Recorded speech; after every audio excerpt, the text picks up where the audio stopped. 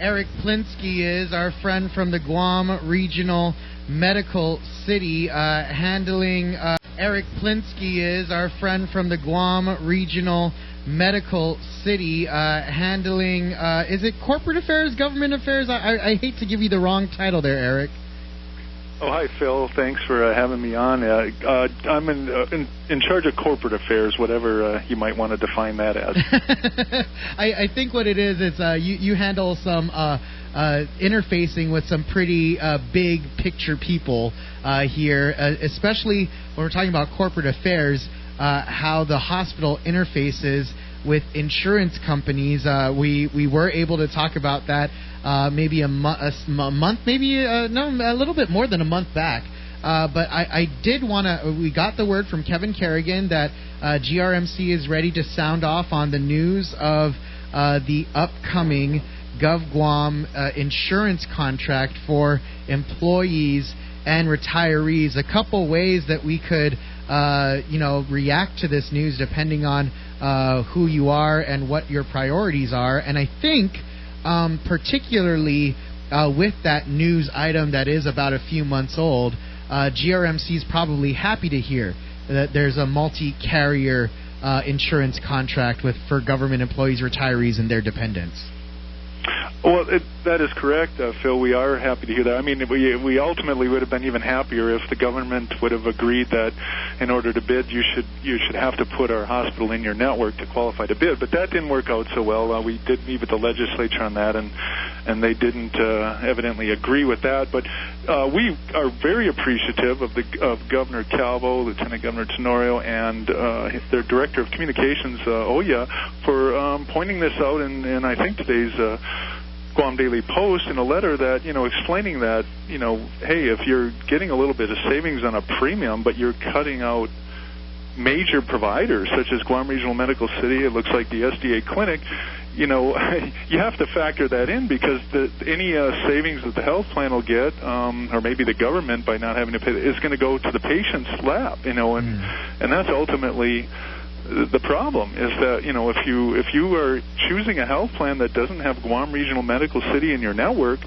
we're going to have to bill you, the patient, for that whole bill, and it's not going to be comfortable. It's very challenging for people to pay all their medical bills directly to a provider. Well, what is helpful is that I think there's a sort of narrative, a question that's being floated in the ether, which is, what is the cost of this choice, and are we willing to swallow that cost? And I think something that should be added to the equation is, when we're talking about something like $15 million being the difference between an exclusive and non-exclusive contract, is also the lack, not just a lack of choice in who you want your insurance provider to be, but a lack of choice in where you can go to seek your health cover, your health services.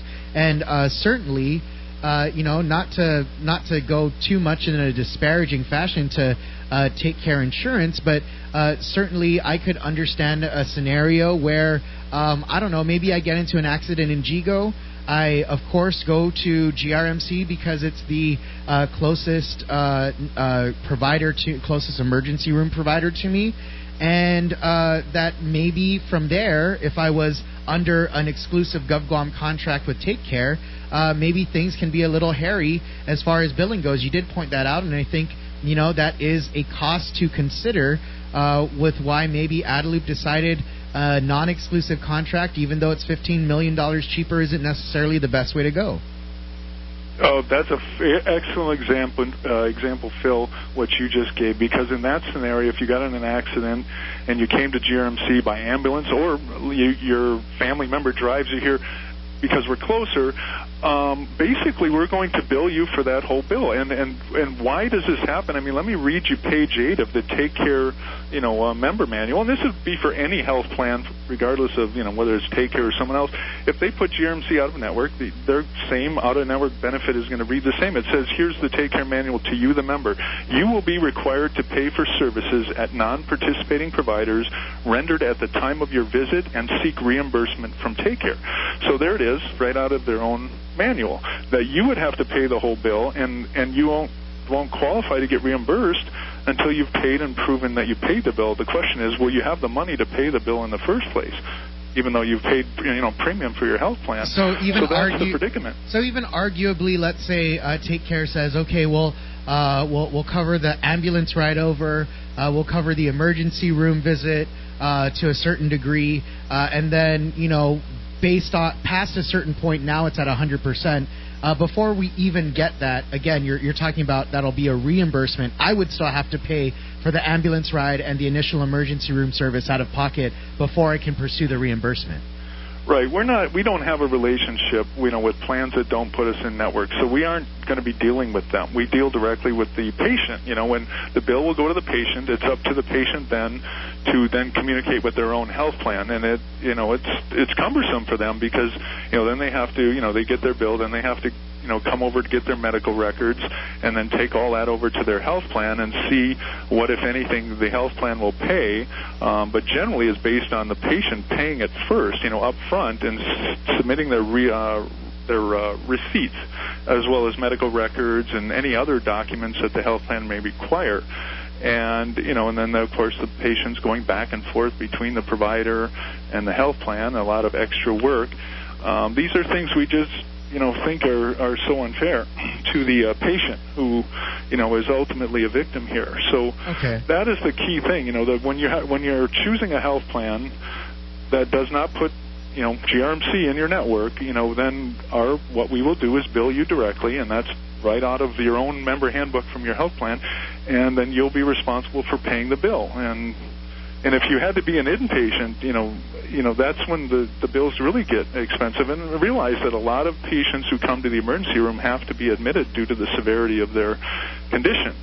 Mm-hmm. Right, and I think this past sort of Take Care blowout has shown that some of those what you guys consider necessary hospital stays following an emergency room treatment isn't necessarily agreed to by Take Care, and they're telling their patients, telling their subscribers that they're not going to cover even maybe perhaps the minimal amount that they may offer to legitimate emergency expenses in a non-provider network.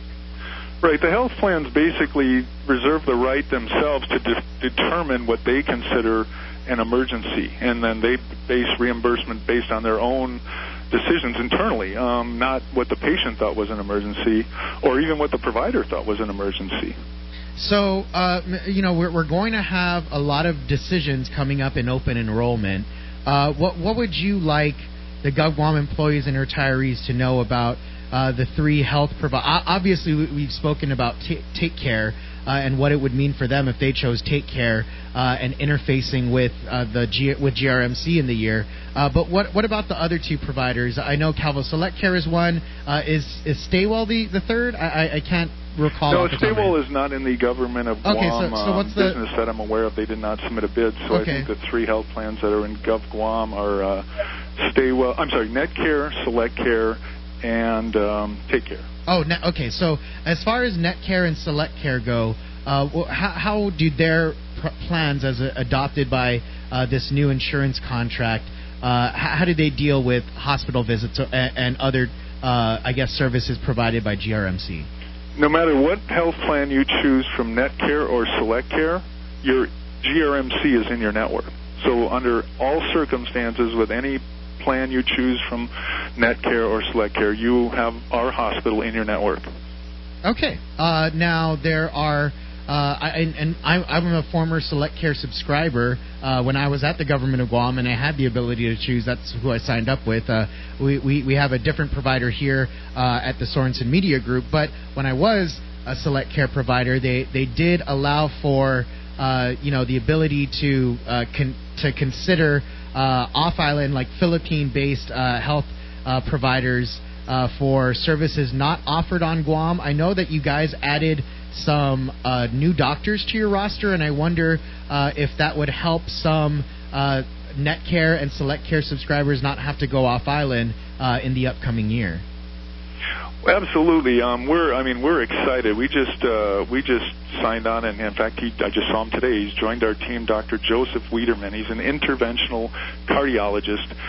He came to us from the East Coast in New Jersey, but I did schooling at Harvard and worked in his residency at Columbia University Hospital. So, he's a top-notch guy. He just started. We're rebuilding our cardiac program. As everyone knows, we got hit by that H-2B visa ordeal, and we lost the brunt of our specialty nurses in the cardiac department, and as a result of that, we lost doctors because they couldn't do their cases. They needed to keep their certification. So we've had to rebuild the program, and we are going full force ahead.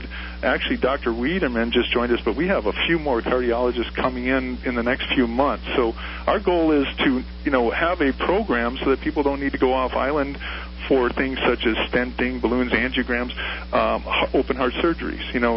That's one of the main illnesses that required people in the past to have to go off island for care, if they could even survive that long to arrive at an off-island facility. Our stroke program is too, top notch. We don't just respond to stroke; we attack the stroke. We save people's lives. We actually can prevent the stroke. If there's signs it's about to happen, our team goes in and takes action to prevent it. So those are things that we, I guess as residents, we used to have to always sit and hold and hope that we could stabilize so we could get on a plane and go off island and hopefully survive. Now that's our goal, to stop that process of off-island care and do it right here in Guam. Well, again, because of the prevalence of how many people suffer strokes here on Guam, being able to deal with that on island is a great thing. And again, if you are trying to consider where to go this coming open enrollment as a government of Guam employee or retiree, especially I would think, strokes can happen to anyone, but I would think especially if you're a retiree, being able to choose a plan that allows for you to go to GRMC and get coverage for stroke and also for cardiological services also, I think may tip the scale. And I think, and again, it's important to know. I want to thank you for coming on and letting us know what's happening at GRMC, and particularly in reference to the open enrollment and the non-exclusive choice in health insurance news that has been sort of taking up some of the pages in the newspaper and some of the minutes in the newscasts. Anything else that I haven't covered that you wanted to talk about, Eric? No, I'd just say folks out there with GovGuam or really anyone looking at health insurance, remember, you might save a few bucks on premium, but you usually get what you pay for, and when it comes to health care, you're not going to want to find out on the back end that you end up paying the bills. Let's say you're a young family with kids. The emergency room is a place where a lot of times, there's kids involved, it's families, they're coming in, they're late night, middle of the night, and, it may not be the long hospital stay, but do you really want to have to pay all those bills yourself, up front and have to seek reimbursement? When you're thinking your family, your kids, I think you want to have a health plan that's backing you up when you need it the most. So don't look for the cheapest health plan. Look for the one that gives you the care you need when you least expect it. Okay. And again, there's a lot of discussion points here. I think a lot of the narrative has been built into the cost to taxpayers. And, what are we getting with this extra $15 million in a non-exclusive agreement? And I think what employees and retirees are getting is the ability to have GRMC in their coverage network. And that is a point not worth not passing over and worth definitely focusing on. So thanks for helping us. So let me just point one last thing. The $15 million supposedly that would be savings, right? That they're saying if they would have went with one over the others. Mm-hmm. Of course, Netcare and SelectCare have GRMC in their network. There's a cost to that. There's more cost. We're doing high-level care. So no one should think that $15 million is. Of course, it might be a savings to the government. It certainly is a savings to the health plan that's offering it. But where do you think that $15 million is going to go? It's going to go into the lap of the patient. They're going to have to pay it. And so, those patients don't have that kind of money. And do we really want to put them in that kind of financial hardship to have to pay all these bills themselves? And it is just basic economics there, Eric. I like to make and it might be a little bit of a basic analogy, but, if you go to the food court, a one choice is always going to be less than a three choice. So right. Again, it is just one of those normal course. If you are going to choose an exclusive contract, it almost never will be cheaper than an exclusive contract. But there are costs that are built in that aren't necessarily just because of what you end up paying on the front end. Things do end up on the back end, like you said. Some of that $15 million would be on the backs of the patients who end up at GRMC and would have to pay 100%. So that's correct. That is correct. a point well taken. Thank you, Eric. Thanks, Phil. Thanks for your time. Yep, Eric Plinske.